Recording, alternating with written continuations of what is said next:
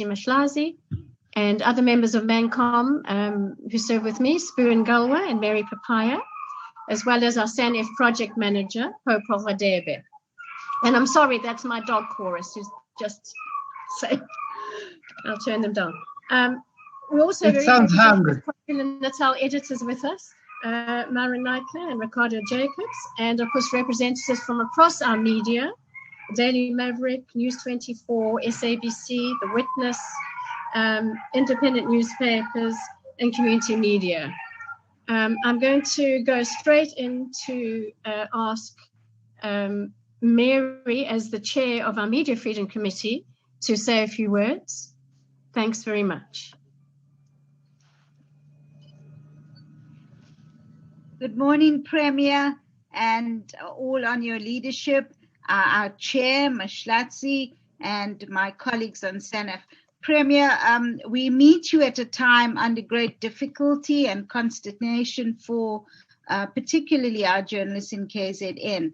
And given some of the safety issues that the journalists have dealt with, particularly around reporting in certain communities, and particularly reporting on matters of politics, we felt that it appropriate that going forward, we reinstitute the forum that we had agreed to with your offices. That was, I think it was a quarterly session that we did agree to, and at the time I was the SG of Sanef. So that would be very important for the region. It will ease communication. It would help with greater speed of response to communication, but it would also mean that issues of importance are tabled in reactive and pro-response manner. That is all I want to say, and I think going forward, our chair will encapsulate much better the kind of relationship we have with the political leadership as a whole, and how Sanef has been dealing with that. So for me, that is what the region particularly felt was important from a media freedom and a safety perspective. Thank you very much, and I'm sure we'll engage further. Thanks, Judy. Thanks, Chair. Thank you, Mary. Thank you very much, Mary, for that input. Ms. Latsi, can we hear from you as Chair of Sanef? Thank you very much. Thank you very, very much. Good morning, Sihle. Can I call you Sihle? I haven't seen you in a very long time. Thank you very, very much, Premier, for making the time. Always appreciated. We think that this is quite critical in ensuring that we continue to have healthy relationships, especially with an important office of the Premier, leading a very important province in our country. So we really do appreciate you making the time. As Sanef, we want to continue to be able to facilitate and build on that relationship between the government and also the editors in our country. Obviously, as an industry, we are going through difficult times. I'm sure you've seen the headlines yourself. Newsrooms are becoming smaller. Many major media houses are going through retrenchment processes. We are seeing, sadly, many of the community newspapers are forced to shut down because of COVID and the lockdown that came as trying to keep us safe. So it is a difficult time for the industry, but even a more critical time in keeping South Africans informed. One of the things that we noticed with COVID was just how South Africans turned to traditional media to actually get verified, credible news. And they look to us to be able to not only inform them about what is happening with the pandemic, but in terms of government responses, in terms of what to do to help their desperate situation. So we are finding that the media is playing this critical role at this very difficult time. And we would like to continue to have a relationship where we are able to still ask you the difficult questions where necessary and still have answers from your office. We do remain concerned, obviously, just in terms of the safety of our journalists, and we do appreciate where the government departments have come forward and tried to provide platforms that are safer for us to still be able to transmit the news. So for that, we're really grateful for the work that your government has also done. But just to reiterate what Judy was saying, this is a platform to just ensure that we are able to build that healthy and necessary relationship in a democratic space. Yes, often we will ask the difficult questions, but they're always in the interest of South Africans and also South Africa. So thank you very much for making the time. Thank you, Mhlasi. Premier, over to you. We did send you a few questions. Some of them you might still get further grilling afterwards, and we appreciate that. But if you'd like to say a few words, over to you, Premier. Thank you, and thanks to the Sanef founding member and the regional chair, Judy. Thanks a lot for having us, and thanks to the Sanef chair, Mhlasi, as well as Mary Papai. Thank you for engaging with us this morning. We quite appreciate the engagement. It is always welcomed, robust, but if it comes, it must also be in a manner that is reasonable, not in a manner only influenced by some attitude. But I'm not there for today. Thanks a lot for engaging and taking time to engage with us in our capacity, reflecting as both the chair of the ANC, but also the role we play in government. And we hope that we will use today's session to reflect on some of the concerns you have raised through Judy. We also wish to attend to other matters which will arise in the public, and ours is to engage with you from a mandate of ensuring that we provide sufficient information, but also be legitimate in whatever we say. And having said that, on behalf of our provincial government, I wish to express our deepest sympathy to the family, friends, and colleagues in the media industry for passing on of a veteran sports journalist, Mr. Sibusiso Mseliku, who passed on due to COVID-19. The media landscape and our nation has been deprived of an excellent sports writer and a decent human being who has always described himself as one of those who tell everything about football and do so objectively. His passing on, of course, will have a serious impact, and the fact that we cannot be able to participate in paying a send-off in a way we used to. Equally, we know of the passing on of Bob Mabena and Lungile Tom. We wish to send our deepest condolences to the media industry as a whole. We would want to pay tribute to the South African media fraternity for the role in which they've positioned the media in the fight against COVID-19. I must salute the province and all journalists in the province and editors for courage and going all out, risking even their lives to participate in collecting news for teaching and communicating to our people. We salute your journalists in all corners of the country, and our journalists have something to be proud of in saying that the 80% recovery rate is partly due to the educational effort that they have also played in this fight against the pandemic. We also honor the members of the Fourth Estate for keeping us on toes by ensuring that decision makers and the powerful are consistently held accountable. And we must be clear, we are open, transparent, and accountable government. And we understand quite well that we should always be held accountable on how scarce public resources are utilized. We commend your role in the fight against corruption, in reporting about gender-based violence, and in contributing on social cohesion and nation building. Our independent media is a cornerstone for our hard-won freedom, and therefore we will always want to support the independency of the media.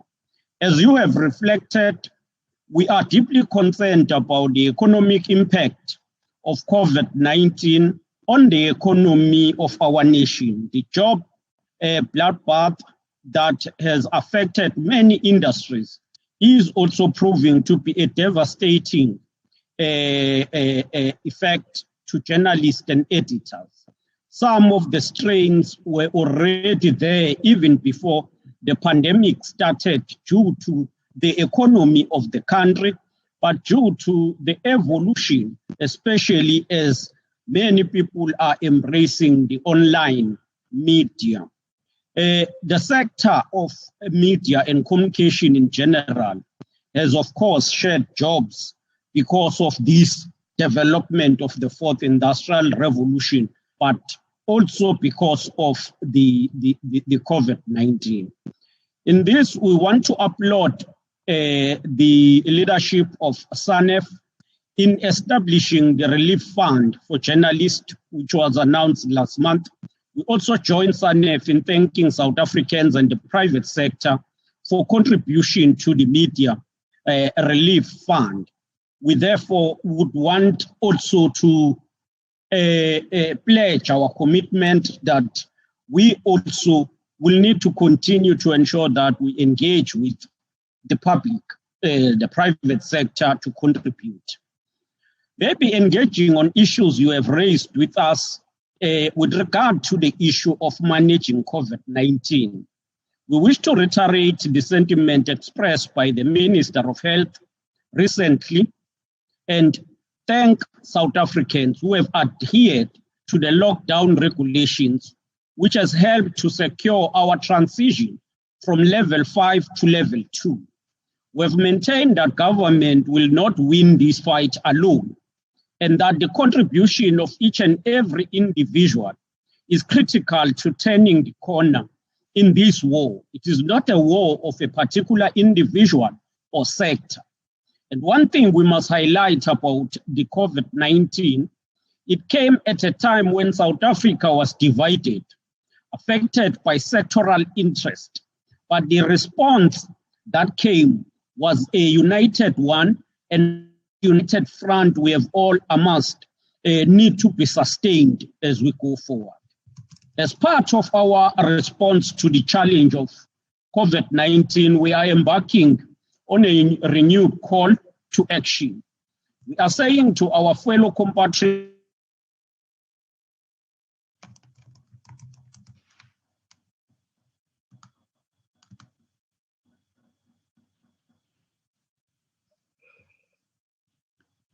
I think we just have a connectivity problem. The Premier's screen has frozen. Hopefully it'll come right. I think it's just temporary connectivity.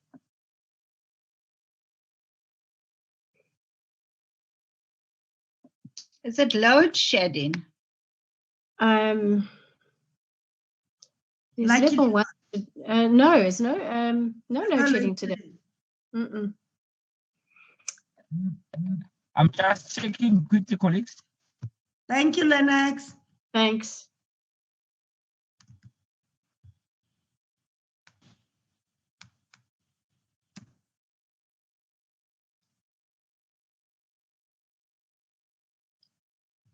So while we wait, just for those colleagues, just to remind colleagues who may not have seen it, that we sent a couple of questions. Obviously, there'll be room for more questions just now.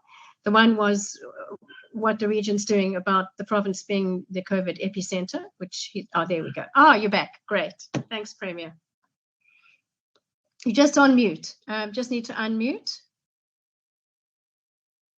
I can't hear. I'm very sorry. I don't know. I think it's the network on this side of the province.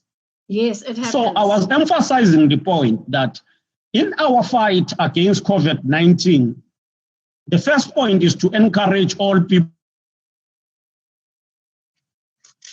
Oh, gosh. I think we've lost sound again. I can't see him at all.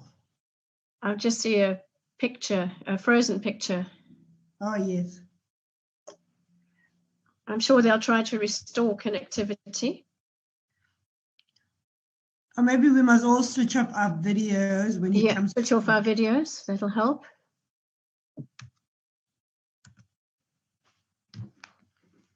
I'm sure he'll come online again soon. So the questions were to do with the impact of COVID, what the province is doing, and action against corrupt officials and infighting in the leadership, mainly.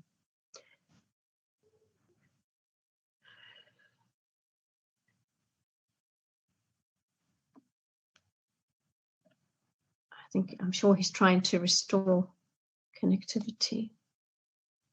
Hi, colleagues. It's a slight network challenge that we're experiencing, but we are trying to reconnect, and probably when we come back, it would have been addressed. Yeah, thanks, colleagues. Sure. Thank you. Apologies for that. Yeah. No problem. It happens. If the rest of you can also prepare any questions you want to ask him when he finishes his presentation. Okay, Judy, thanks. Thanks, Sue. I've got a feeling that most of the questions will be the same. Yes, and the burning one is about, we know appointment of... you know who? Yeah. You know who. Yes. Bongani, are you going to ask that? At least I'm not listening. Service delivery, Mr. Ngalo. Yes, the question is about service delivery, actually.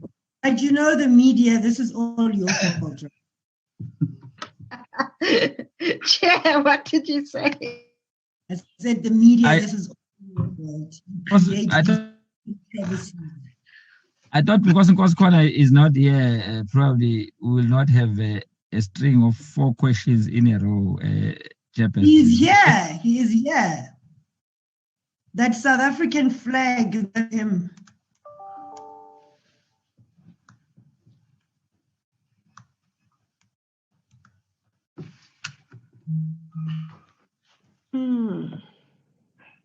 Judy, how long do we have for the Zoom meeting before it expires? And we have we have an hour with the Premier, so it's supposed to end at 11. He's got another meeting at 11, so we still have more than half an hour. But I think this was organized from their side, so we should be on premium, right? Yes, that should be fine. Yeah, no, I think we've got more than 40 minutes, yes. But we were given an hour. I mean, we may be able to run over by a few minutes. But Lennox did say he's got another meeting straight after. Yeah, but Brema will be able to, I think, respond to all the issues colleagues we are raising. We just swapped to another device that may be better than the one that you was using earlier on. Excellent. No, thanks very much. As government, we are not as rich as the media. So, but it's going to connect pretty soon. No excuse for getting a lousy network. The media are traditionally poor. The poor.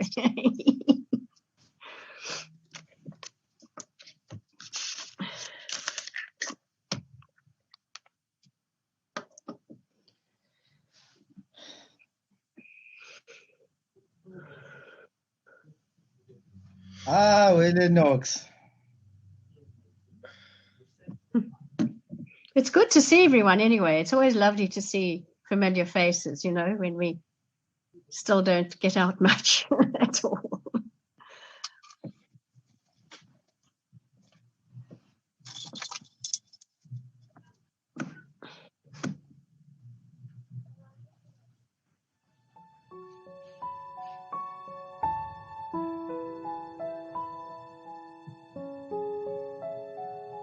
I don't know whether I'm audible.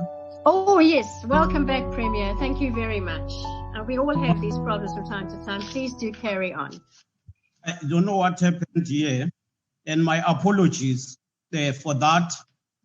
The point we were emphasizing is the capacity of the province to manage the COVID-19. We have ensured that we prepare ourselves so that we are not overwhelmed. And that is why we would want to request that all people who have contracted COVID-19 come forward so that they get assisted as early as possible. But what is our response?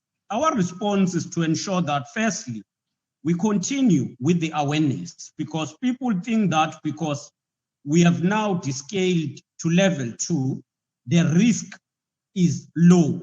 The fact that we're on level 2 does not mean that the risk is low, but it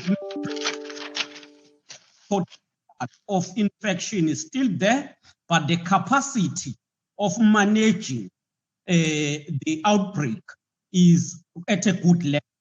And that's one reason that influenced the government to lower, to go to level 2. But secondly, it is the fact that we are affected by serious economic decline. And that's what led the government to take this position of going down to level 2. So what compound matters for us right now are issues of people who don't want to come forward and get treated in public hospitals. As I was saying, it is either because they are telling themselves that when you go to a hospital, you will not get support, you will not be treated in a way that will be helpful. Others believe in alternative treatment, which we don't discourage, but we say people must come to healthcare facilities so that they will get to be quarantined and, if necessary, self-isolate, so that they will be able to be monitored and assisted by our healthcare workers. So we can guarantee that we have a high level, a good capacity to handle cases that are in the province right now. The eThekwini continues to be the epicenter. It is the place which is concerning us, especially the townships of Mlazi, Kwamashu, Inanda, some areas of Tongat and Pinetown. These are areas that are a worry, but we will continue to ensure that we screen and test people in all of our areas. We equally want to thank the private sector for continued support in this regard. we were and are still in challenging environment. However, having worked together, we can say that it looks like we are managing the situation in the province. But I must then indicate there is a point which, in terms of the curve have been going up, with KwaZulu-Natal reporting more than 3,000 cases on daily basis. Right now, the situation has changed. We are now going down, reporting less than 2,000 cases. Last week, we were reporting the average of 2,000 cases. Right now, it is 1,500, or sometimes it will get to 800 or so.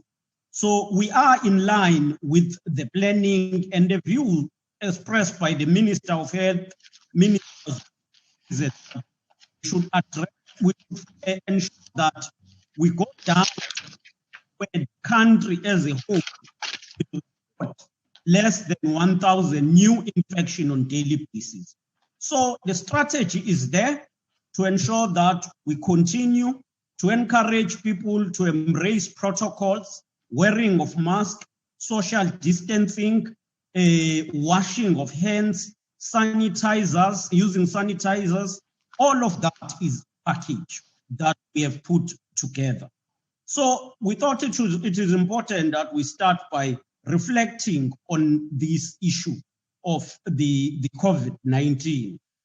There are issues that have been raised that relate to politics or political issues within the ANC, and we are going to address those issues.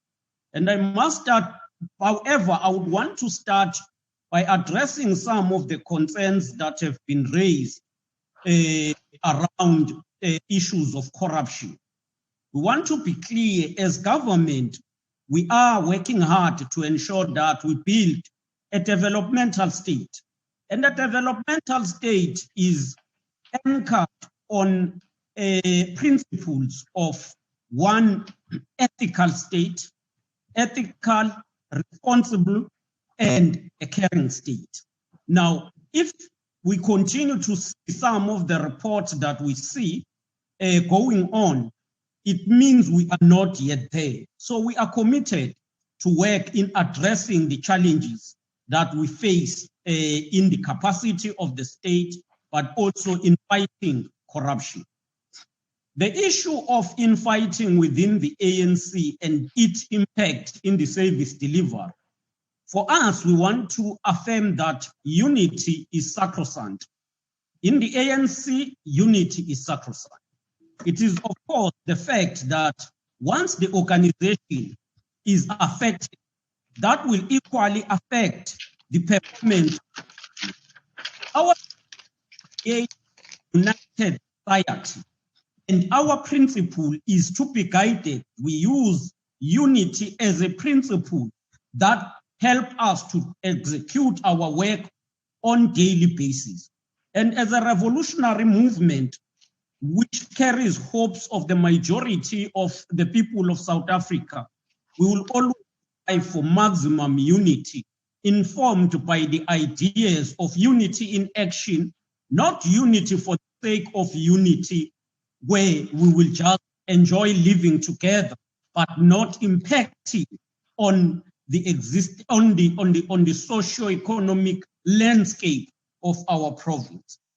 Having said that, it is important that the key challenges that we are faced with, we confront as government together. This means that the government and the ANC must be in unison around the approach in tackling the challenges we face. And these challenges are an increase in corruption, factionalism, dishonesty, and other negative practices that threaten goals and the support of the ANC. We see the use of money in conferences of the ANC. We see that the leadership weaknesses, where the leadership, the integrity of the leadership will be at stake, given the fact that some will be compromised when it comes to managing state resources and conflict of interest. We see what is characterized as a lack of integrity perceived by public and creating a bad image for the ANC.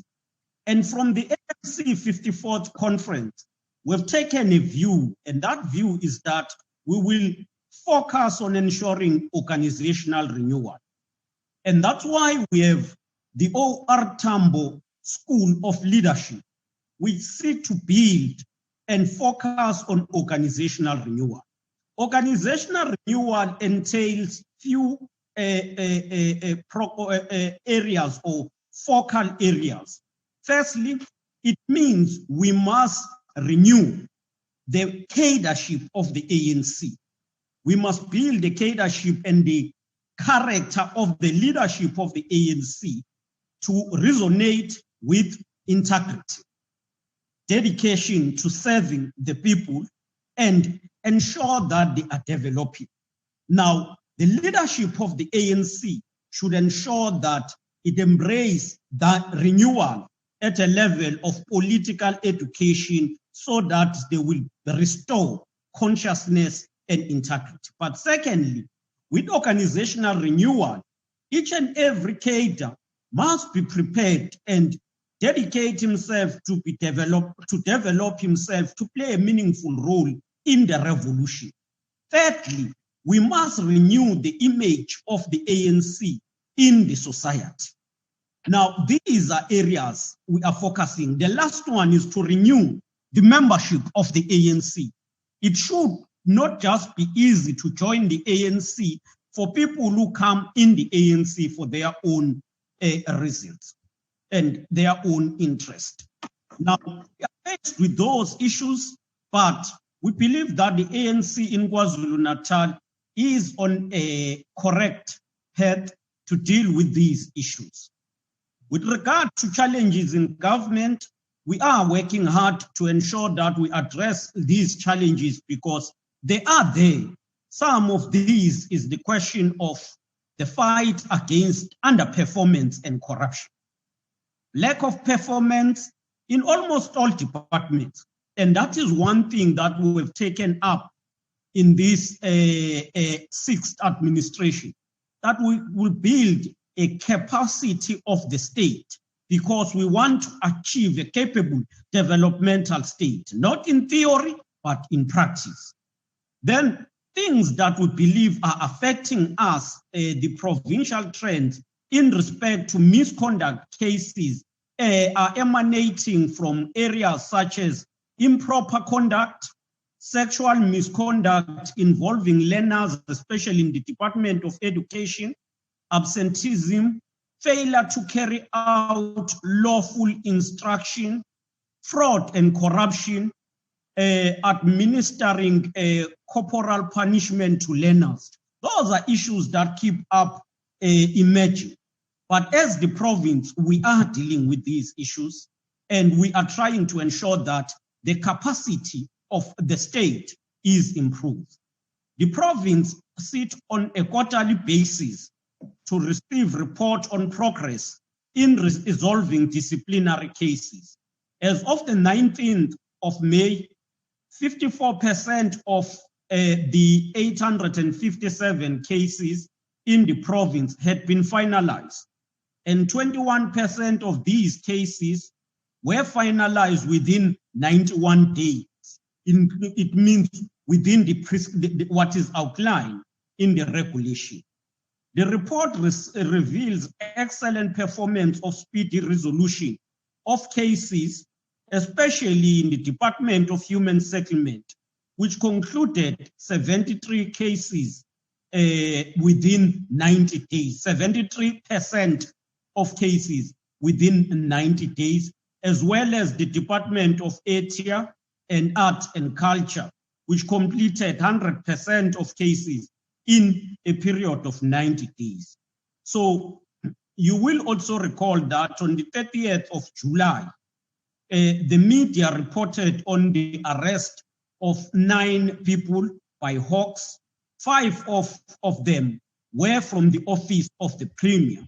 And this is a case on wrongdoing in a case of corruption of about 24 million, and it dates back to 2012. Maybe to give information on this, the investigation was conducted by the Treasury from last year. It was concluded before the elections, but because the report was in the media before other people who were implicated got it. So there were issues challenging the report from those people who were challenging the report. And when the sixth administration was inaugurated, we took that report for a review, the legal process. And after that legal process, we got a legal opinion affirming the correctness of the report. We then suspended those 5 officials. So when the Hawks arrested the 5 officials, they were already on suspension. The second case was that one of the social development. The case was reported in the media, and we got that report immediately after that. We then said, there is a report that came in the media. We then requested a briefing, a full report from the department, which we got, and we realized that the report was not satisfying. We then subjected that report to investigation, said, let this be investigated. But the media reported about blankets of 22 million, and that was correct. But when we were engaging, we established that there was a contract, a tender of 22 million for blankets, and another one for PPEs for 19 million. We took the two together and instructed the Treasury to investigate, which they did, and they gave the report back within 3 months. We have taken a decision that those officials implicated should be suspended, and they are now going through disciplinary processes. They've been suspended already. So we're doing all we can to ensure that we hold everyone accountable. There were issues reported about the Department of Education. We took those reports. We then requested the education to analyze and give us the report vis-a-vis what was in the media. We established that what was in the media was not correct, and what was in the media was the comparison of the KZN with Western Cape. But the media did not go all to explain the facts. Among the facts that should be explained was that the contract or the procurement in the education department was pre-audited by the treasurer in the province. But secondly, in terms of amount spent in each contract, they never exceeded the rate prescribed by National Treasury. Thirdly, while they were comparing KwaZulu-Natal with Western Cape, they then didn't go enough, because they should have also said Western Cape is one of the provinces that are not even, they are not, KZN is the majority. It is the learners are very high. The number of learners are high in KwaZulu-Natal compared to any other province. But right now, Western Cape has spent more than $1 billion in the education system, in their education system, while KZN is not closer to that. And all of those facts are not communicated. So we will request that, as former President Mbeki, where during the launch of Sanef pleaded, we will still want to plead that let us report objectively and report with no fear, but report in a fair way. I remember well in 1998 when former President Mbeki spoke, I think it was 98, if not 99. He said to the Sanef, report Africa to Africa and report Africa as Africans. And that was a telling statement, because we would want to support the media, would want to always be open for any scrutiny. Transparency, accountability, and the fight against corruption and nepotism is our task. And we will do that with commitment. But it becomes wrong if that is not reflected as it is in the media. Let me then also conclude by saying all of these cases have been also given to SIU for investigation and prosecution. This includes social development, even the report from education, because Treasury had pre-audited it. We took it also, it is part of what is investigated so that we become transparent and clean to everyone. Well, let me deal with the issues of municipalities briefly. The ANC intervened in eThekwini last year, and we recalled the executive. We recalled the whole EXCO on the basis of assessment that was conducted through COCTA and indicating that both administratively and politically, we were failing as the ANC in terms of the performance. We then took that decision for collective, that collective was recalled. And then we redeployed the comrades where we took MEC at that time, Kaunda, to become a mayor of eThekwini. I think they've managed to stabilize the municipality and they are well focused in ensuring service delivery to the people. So that is supported. We support them as the government. We had the war room that was working to support them, and that war room is continuing trying to assist them. The issue of Umsunduze, we have been working hard to stabilize Umsunduze. We ensured that we deploy new people last year. They've been in office. They are dealing with issues that have been revealed by various reports. We have worked to stabilize Umsunduze. Right now, we manage, when we intervene, we started by sending the administrator, a very capable and professional administrator, Wustole. And after that, we then said to the new mayor and the EXCO, continue to build the capacity, stabilize the municipality, ensure that there is a proper and good governance system. And they've started putting in place systems and ensuring that they address the issue of building the capacity. They've employed the municipal manager, and I think right now there are still areas of concern, but we are working to improve the capacity of the municipality. We have mandated, we've tasked MEC Ravi Pillay to establish the war room, which he did, and he is leading in Umsunduze, so that we respond to challenges that keep emerging in that town. We are also focused in ensuring implementation of the resolutions or recommendations of Auditor General in the province and in municipalities. The results in the local government AG's report indicate a slight improvement, but a slight improvement from a worst situation. So for us, it is not where we want to be.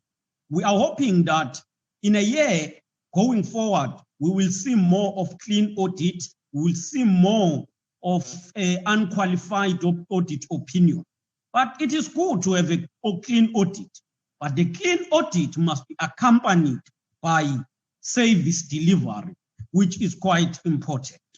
Now, before you ask, let me venture on this issue of redeployment of the former mayor of eThekwini, because I know that you may want to ask it.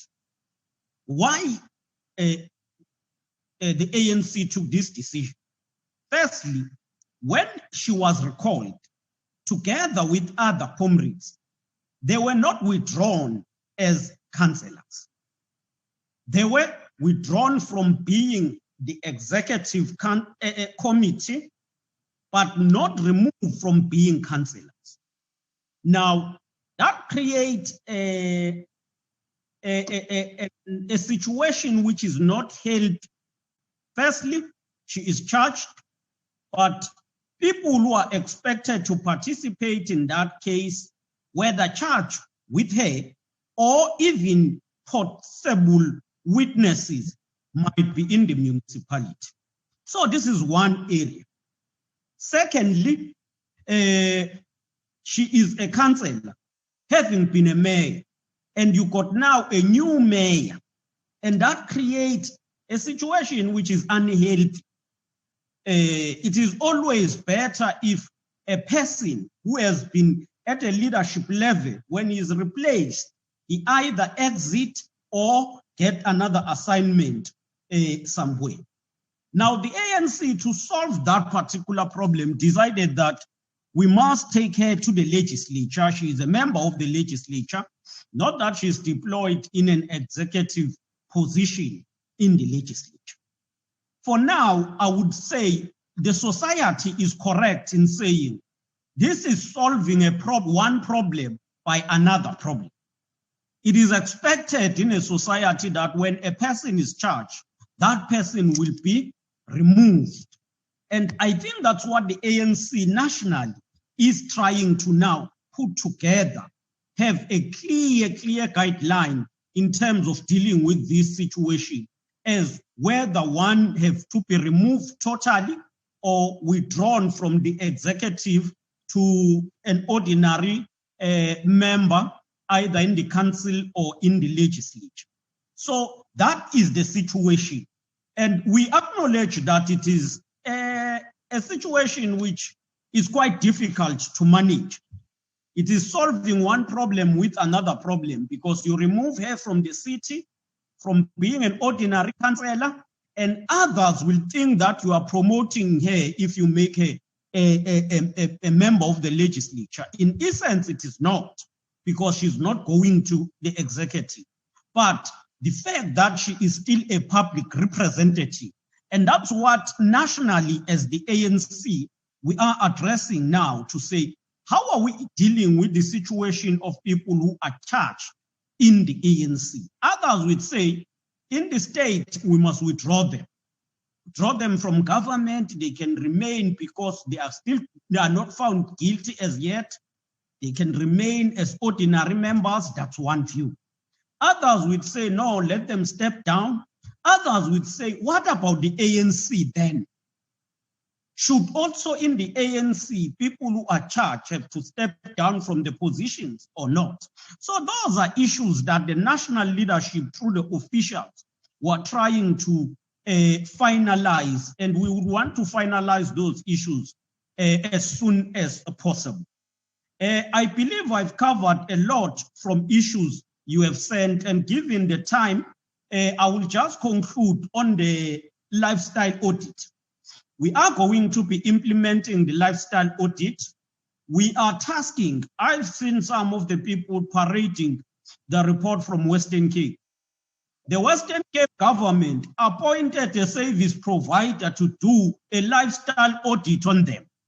Ours, we want a process that is fair and a process that is conducted in a transparent way. We are going to have the SSA working with other organs. State Security Agency is the lead department, working with others such as SARS and others to conduct the lifestyle audit. And the lifestyle audit will start from the members of the executive, go to the senior managers, especially accounting officers, and focus on those who are in the supply chain management in all departments. And we will do this in government departments as well as in our entities. I think, let me conclude at that level. But once again, I want to thank you. we remain open for engagement. We remain open and we welcome any question that is directed to us. Thank you. Premier, thank you very much for that comprehensive overview. Can we take 3-4 questions now? We'll take them all in a row so the Premier can then respond. Please raise your hand or unmute and ask your question. Hi, it's Desiree. Thank you, Desiree. Go ahead. Hi, Mr. Premier. Thank you for this time. You spoke about an article that I wrote in Daily Maverick that compared the KwaZulu-Natal PPE spend in the Department of Education to the Western Cape's one.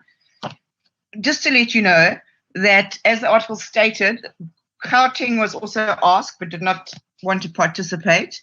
And the article dealt largely with economy of scale.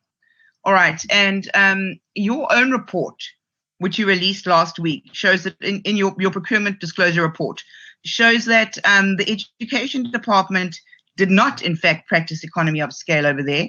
And that is, and you also said that the report was a good one. It was comprehensive, and yet the SOE is investigating 57 of the 94 PPE contracts in that department to a value of 492.6 million. How do you respond to that? Can we take the next question? Premier. Who's that? Sorry. It's Mahlatsi from Mahlatsi, go ahead. Premier, on the issue of bringing back Zandile Gumede to the legislature, do you agree then that the public should find as hollow the ANC's statement a few weeks ago when it said it hangs its head in shame in terms of the corruption that is plaguing our country? In any healthy environment, and I will use maybe where I work, where somebody is charged and is going through the courts for a serious matter of corruption, they would be suspended. It's how it would work. And for the ANC to come back now and then appoint her to the legislature, it says that it doesn't take seriously South Africa's concerns on dealing with corruption. And also it undermines the legislator and the power and the responsibility it has in being the custodian of South Africa's not only law, but also custodians of governance. You are taking somebody who's charged with corruption to the legislature, which is supposed to be playing an oversight role of ensuring that the country's taxes are protected. Anyone with another question? Thank you. Can I go next? Yes. Right. Premier, as a rider to Mahlatsi's question, yes. I'll confine mine to the ANC's processes. You decide to deploy Zandile Gumede to the legislature at a time when the National Executive Committee of the ANC has asked its officials to find a mechanism of how to deal with ANC leaders and officials that are charged or are facing corruption charges. It looks to me, or to anyone else who follows politics, that it looks like your decision was quite preemptive, in that won't you be embarrassed now when the NEC or when the officials come back and say that anyone who's facing serious charges or is charged has to step aside? Couldn't you wait for that? Or what pushed you to move so quickly with this deployment? Is there one more question? Hi, Premier. Bongani. Sure. Premier said, spoke about supporting the media relief fund. I just want to find out from him, and for what form of support is he giving this fund? Is the government going to contribute some money, and how much are we looking at? And the second question, I'm going back to the issue of Mam Zandile Gumede. Like, who's the spokesperson of the ANC in the province has on several occasions said that, partly said that the deployment to the provincial legislature was because the ANC was trying to stabilize the region. And doesn't that look like the the government has prioritized the party over the government by deploying someone who is charged with corruption. And also, just to add, I remember that there were talks that Mike Mabuya, the chairperson of the ANC in the province, was not deployed to the government because he was also charged. Then isn't this is contradicting? This redeployment is contradicting what happened with Mike Mabuya. Thank you, Bongali. This is another burning question. Is there one more? I have another one. I have a question. Here from ENCA, can you hear me? Okay, can we just take the last two and hope the Premier has time to answer them all? Okay. I would like to find out, I think all the questions on Gumede are quite clear, and like I said, they'll be the same. But my concern is now the Gumede now saying that she will not be addressing the media anymore, not just ENCA, but the media as a whole. And this is the sentiment that we've always been receiving from her. But this also goes for you as well, Mr. Premier. I would like to find out that after your interaction with Shahan, and the other day you also had an interaction with Dessen where he was asking about the social distancing and how you were not practicing it at one of your events. We are concerned that we are feeling that we will not be getting more of you or your availability to us as a channel because of the questions that have been asked by journalists. And this is coming across from all ANC people that ENCA is hard, we are not respectful, or we don't address the premiers or the MEC the way they would like to be addressed. Hence, they are now more and more withdrawing from speaking to us. I would like to know how you feel about that, if you don't feel attacked personally by ENCA and you would be able to continue to work with us. My last question is on the hospital issues. You are saying people must come to public hospitals, but why when we have issues like what we saw at Northdale?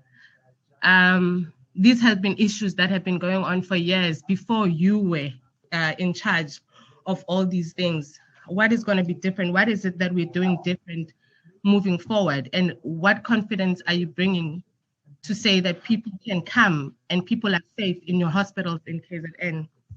Thank you. Okay, thank you. Can we give the Premier, oh, sorry, was there one more? Yes, just one. Just one. We need to give the Premier a chance to answer. Okay. Okay, no, this is Gosikona from Eyewitness News. Just one question, Premier. You say that Zandile Gumede will obviously, she's just been sworn in as an ordinary member of the provincial legislature, but we do know that there is a vacancy in the provincial legislature, and that is that of chairperson of the province's cooperative governance portfolio committee.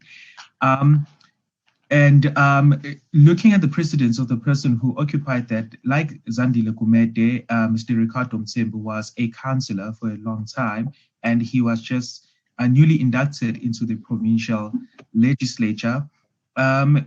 Would you be in support of Zandile Gumede being elected to serve as chairperson of the province's portfolio committee? I'm asking you as the Premier of KwaZulu-Natal, what would you say to that? Yes or no? Okay. Right, let's give the Premier a chance to respond. If there's still more time, we'll take more questions, but I think he's got at least 7 to respond to. Thank you, Premier. The question from Daily Maverick about the report we released. We released the report ourselves. Even before we released the report, our office, the Office of the Premier, was engaging with SIU to ensure that all issues of PPEs and everything is investigated.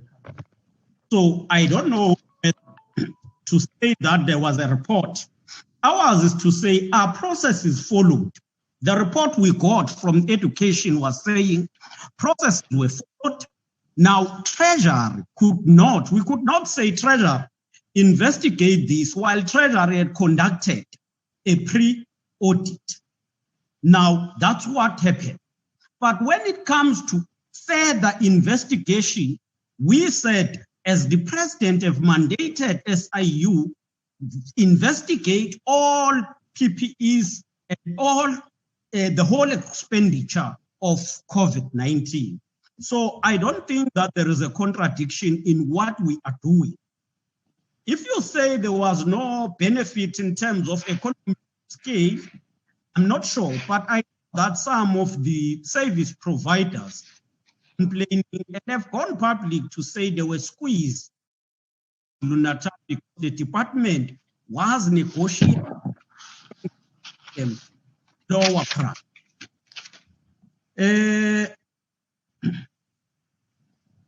I'll come back to the issue of the redeployment. Let me deal with, will I be still willing to engage with ENCA? The recent one, our relationship personally with ENCA has been informed by that principle of love and hate, unity and contradictions. I'm sure if you ask Olim Kabi, he will tell you that at some point we didn't see things eye to eye when we were engaging, leading to the ANC 2017 conference, specifically on the case facing the PEC at that time. I will not ENCA. I've been in a studio in Johannesburg with Olim Kabi himself interviewing me. Why I took an offense, which I believe I will have also to register here. We are not fragile. Two, we don't believe we should be protected and not interrogated. But approach you use is important. That's why in the media, when you study to become a journalist or you study communication science, you go through media ethics. Media ethics emphasize the respect, and it also emphasizes the point of ensuring that you become investigative, thorough, but don't seek to you are interviewing. And I'm sorry, in the engagement with Shohan, there was a bit of disrespect. And there was a lack of ethical conduct on his side. And I will always hold what now I want to raise this point, and the last speaker and the speaker who spoke about this issue was quite you still coming, why this situation is still there in noting. That's a fair question. But the manner in which Shohan was engaging with me, it was disrespectful and bothering on element of discrimination. And I must emphasize that point. It was bordering on element of trying to be legal. There is this sentiment among others, a sentiment that Africans can't lead and they cannot succeed in anything. And I think we must always treat each other with respect and knowing that ours is to combine our efforts to ensure social cohesion and integration. I must say that the manner in which he engaged with me was wrong, totally wrong. But if tomorrow I call to an interview with ENCA, I will be there. I will also have enough time, give them enough time, as long as the interview is conducted with respect, and any point, scrutinize any point, but don't treat me with disrespect. And all of us, as I always emphasize, I will always respect each and every journalist, each and every editor, but I must also enjoy respect too. I must not feel like I'm discriminated. No, we must be treated the same. And I want to underline that point. Yes, hospitals have been a problem.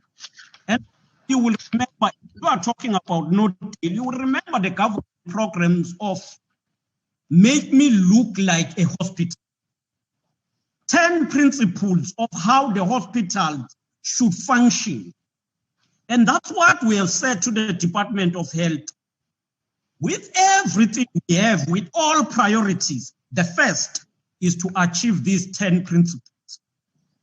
We may complain today about not doing, but we must equally celebrate about the conduct of Clay Hood Health. Speak to Minister Mkhize, he will tell you that people were skeptical of going to Clay Hood 2-3 years ago. But this week, no, 2 weeks ago, Minister Mkhize referred someone to Clay Hood Hospital. That lady was hospitalized, admitted for more than a week. After that, that lady sent Minister Mkhize a video celebrating the treatment and the manner in which the healthcare workers in Clay Hood have treated her. The same Clay Hood Hospital, which 2 years ago, people were not even willing to go there. But now they are applauding the government for ensuring that the hospital is improved. But also saying that workers, their morale and attitude is improved. There are healthcare facilities that are not at a desirable level. There are those also healthcare workers who are not representing us correctly, but not all of them. I would want to be clear. Not some of our doctors and nurses will go an extra mile in serving our people. And when you begin to say all is bad, it even discourages those who are dedicated. And let us report as it is. Let's report about the bad that is happening in Northern, but report about the good work in Clay Hood, the good work we see today in King Edward and other hospitals. With regard to this issue of Zandile Gumede, will I personally support to be chair? I'm always and always subject myself to the collective view of the ANC, even if that collective view is about myself. I would therefore speak about my views in the ANC. Safe to say, I don't believe that the ANC, if it deploys Zandile Gumede in any of the chairpersons, it will take to the local government because she's coming from local government and there have been issues right now with her and the municipality. So the ANC would not, given the fact that a person who is a chair of the portfolio committee must provide and play that supervision, the role of being a supervisor and ensure that the oversight role is performed objectively. With regard to the issue of whether we are not undermining the public, I must say at some point as the organization, we get to balance challenges that we face and navigate the space. The redeployment of the legislature, we cannot say it is the best of everything. No, but it is to solve one problem where you have a councillor whose participation will be affected by the issue of the case, whose participation will also have impact because the whole EXCO knows that there are people who have been in this EXCO, who have been a mayor, is here and not playing a role. So we said to dilute that, we needed to move ahead. The question about undermining the views of the society, it might happen that for now, because the ANC has not come clear on what happens to people who are charged, it might happen that the society will find us being confused in what we are doing, and we will respect that view. We respect the view of the people. People have the right to speak. Are we undermining the decision of the national leadership? No. We are part of the NEC. The only compelled us to do the deployment now is that once you've got a situation where one comrade needs to be in a list in another level, it's a question of timing. Once you keep a vacancy or the IEC will just take a next person and fill that vacancy. Others are saying we should have waited up until the ANC conclude the process. That's a good view. We welcome that as a constructive criticism. But the question, we had a vacancy, and the IEC would say, should we take the next person or not? On the other side, you've got an untenable situation in the municipality. And that's what then compelled us to have this balance. And once again, I want to be clear. It is, we can say it is best. We ourselves understand that it is only solving one problem with another problem. But we are committed as the NEC, through the national officials, are working to consolidate the guidelines of what happened when the member of the ANC is touched. Bearing with yes, Comrade Mabuya Kulu, on his own, not to be deployed for now up until he finalized the issues that are in court. And that is one view. He presented that to the officials. We thank him for that. And that's what we also think we want to appreciate even now. Now, the question is, should the ANC impose itself or not? This is what we have then said. Let us have a common approach, which will be national, guiding all of us as a unitary movement. I think I've covered all of these issues. Our stabilizing of eThekwini. I wouldn't want to enter into that space, but I would not disagree with Comrade Hlakanipho when he says so, because as we stabilize the municipality, also the ANC need to be stabilized. The relief, if we contribute, yes, we will contribute as individuals. As we have been contributing to the Solidarity Fund, I've contributed a third to the of my salary for 3 months to the Solidarity Fund. And that's what we will be encouraging also to see what others could do, what we can do, including ourselves. But it is not possible that government will have an allocation. And that's why even when we agreed as premiers to contribute, it then became of each and every individual premier to contribute for himself or herself to the Solidarity Fund. Thank you. Thank you very much, Premier, for answering those questions. Are there any follow-up questions? Yes, I have a follow-up question. Go ahead. Hi, Mr. Premier. Just to clarify, you said that pre-audits were done on the Department of Education's PPE spend. They weren't. Ravi Pillay said that last week when he was sitting next to you, when he released the disclosure report. He said on the first batch of PPE spend in the DOE, there was no pre-audits done or in any of the others because it was far too rushed.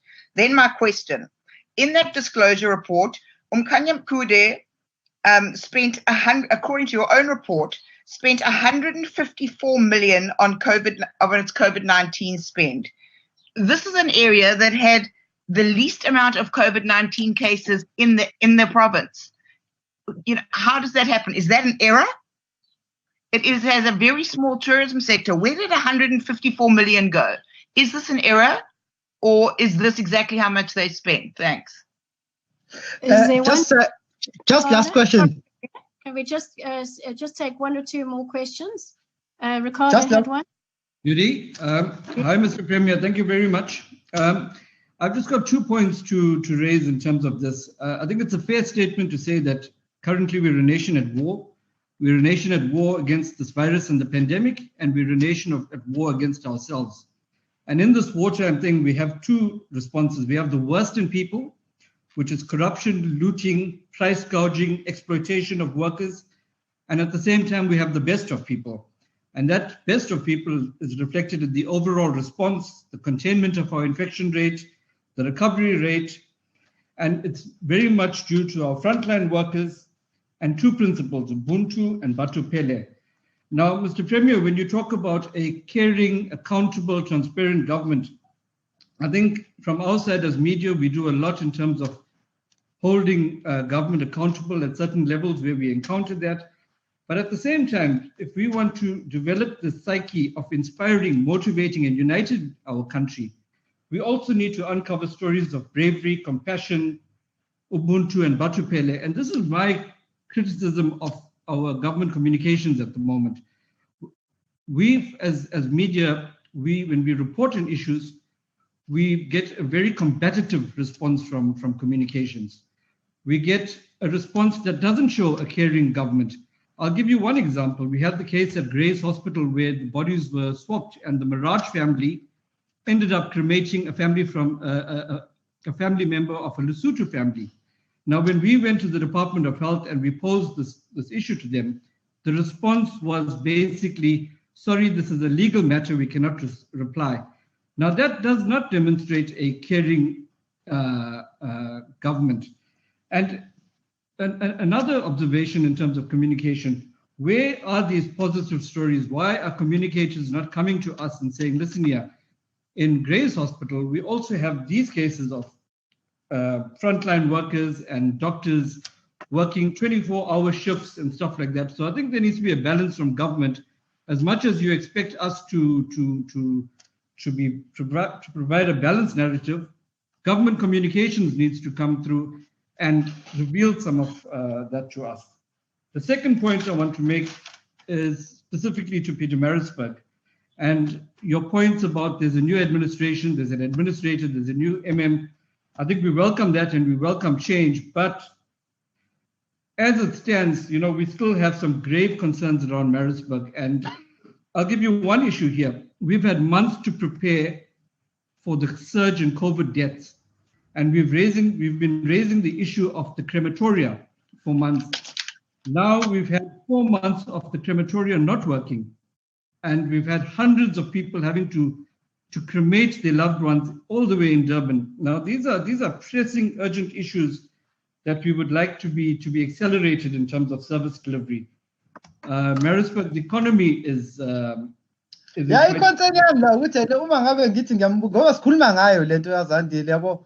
bethi ngiyambuza ngale letha mhlawumbe izuku i-pick up kwamanye ama-journalist yabo angani noma mhlawumbe beyiliki mina uPremier. Mute yourself. You're not on mute.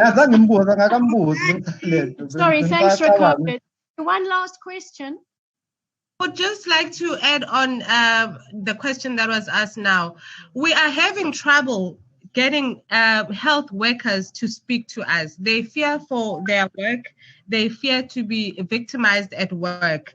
We do not get access, which is understandable, to hospitals, but the only way we can get access to these hospitals and actually show that the public can go to these hospitals and be comfortable going there, we do not get it. So the only way we can get the access is if we get it through government. But the MEC for Health is also not open to this.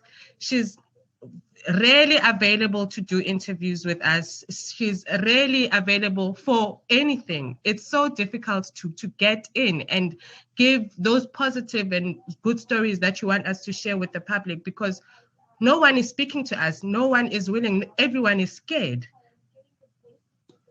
Thank you. So perhaps the Premier's office may be able to help facilitate that. Is there one last question? I think one last one from me, Judy, and then... Okay, go ahead.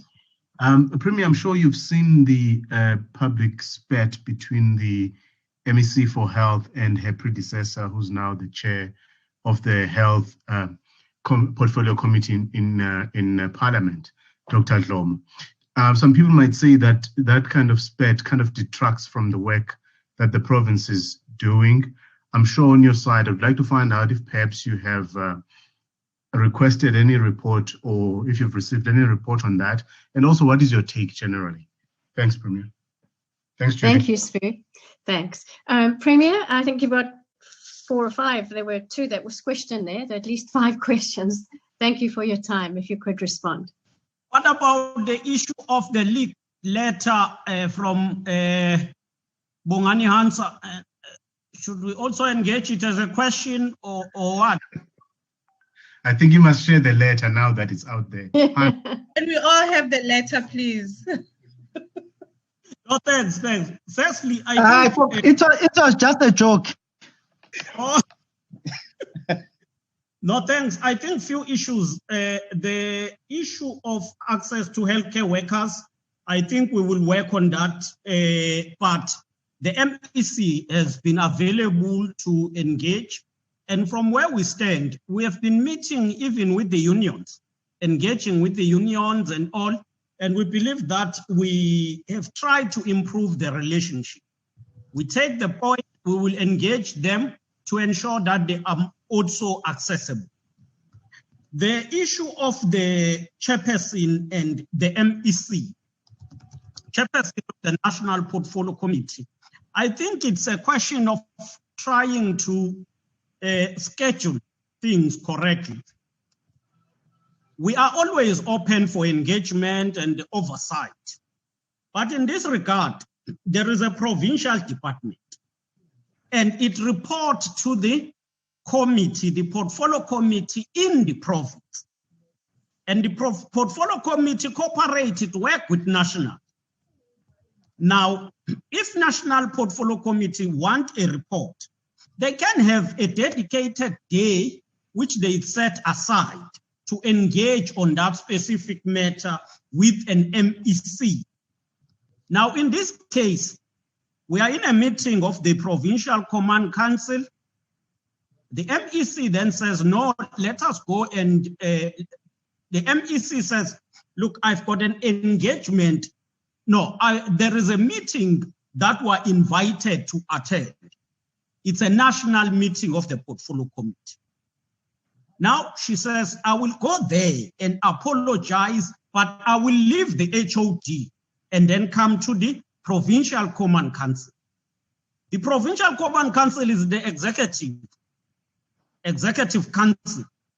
It's executive plus the SALCA, the legislature rep, the representative of the House of Traditional Leaders.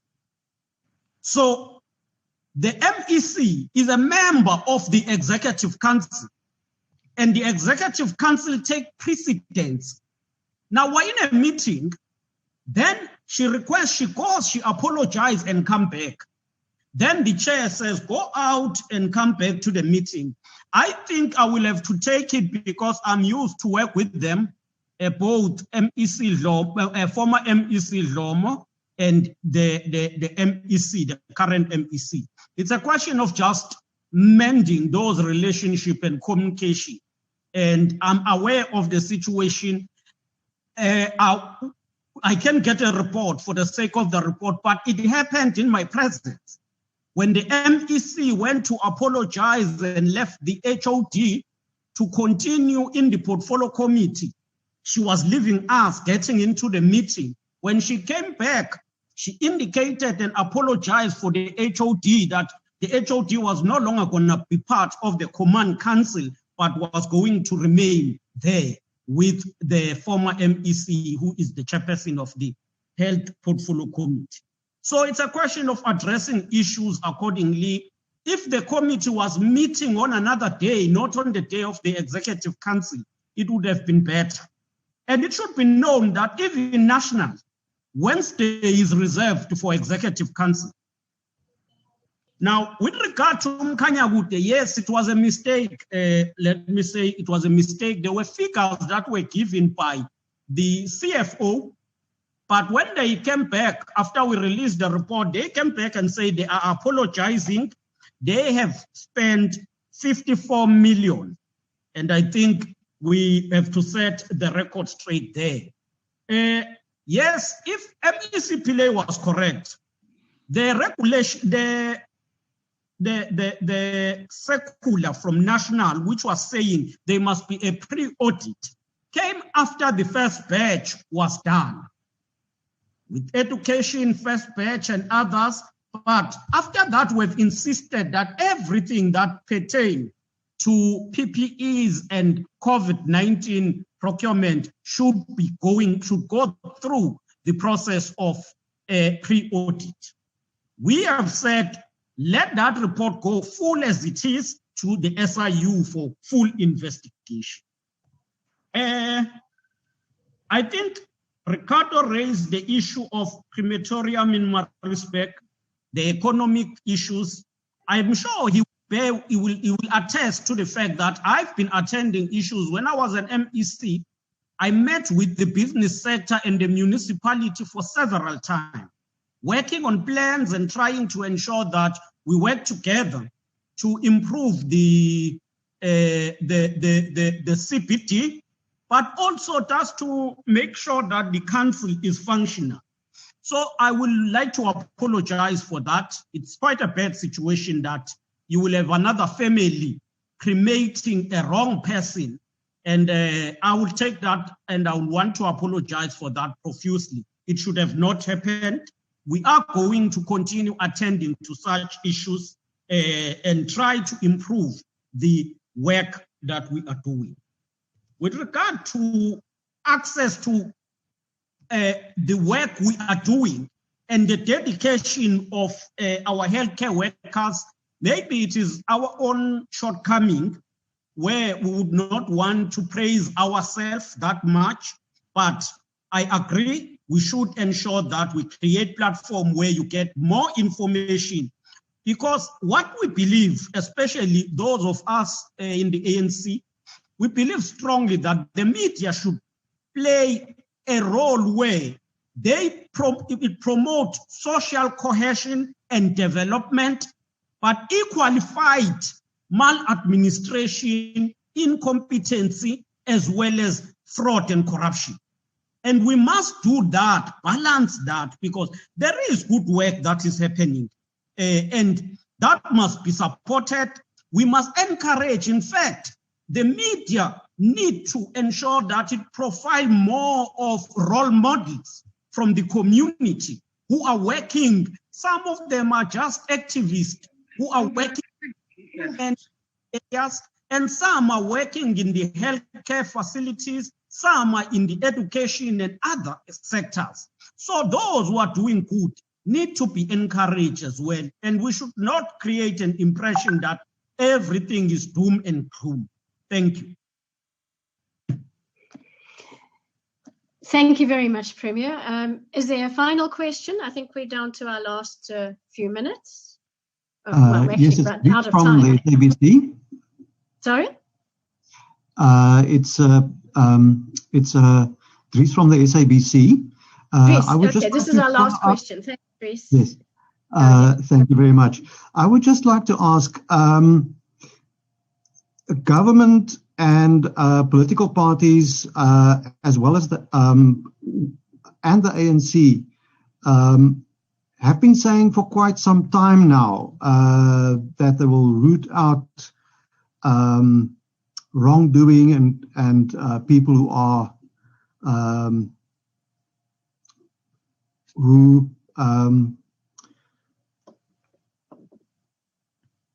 yes. My question is,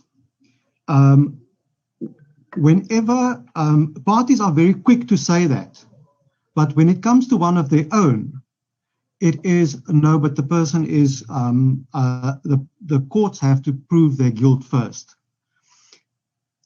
The ANC NEC, looking into this matter now, isn't it like at a very, very late stage that the party should be looking at that now? Couldn't this have been done a lot earlier? Thank you. Thank you, Dries. Premier? Yes, I think the question is fair. We have been raising these issues. If you will go through the documents on organizational renewal and number of organizational reports, you would see that the ANC have been raising these issues and resolving on these issues, but there have been a lack of systematic implementation of corrective measures.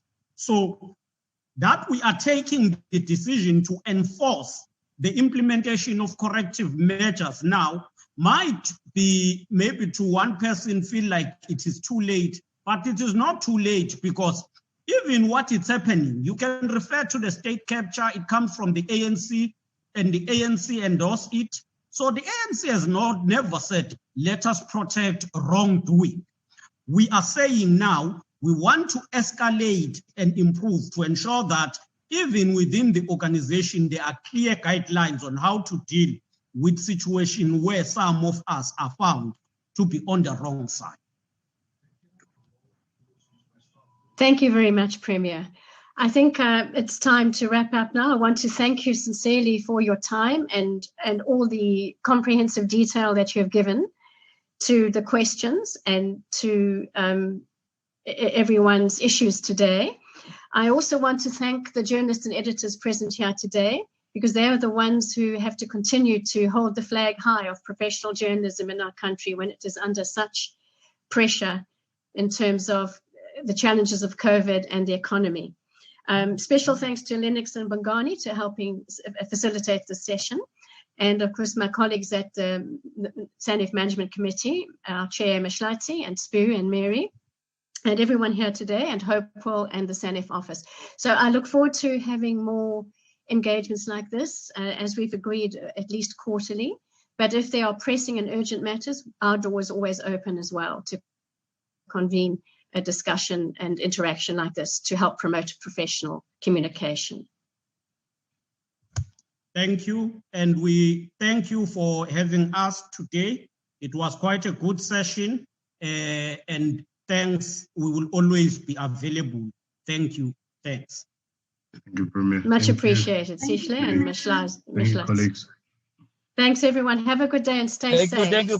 Thank you, colleagues. You got me sweating.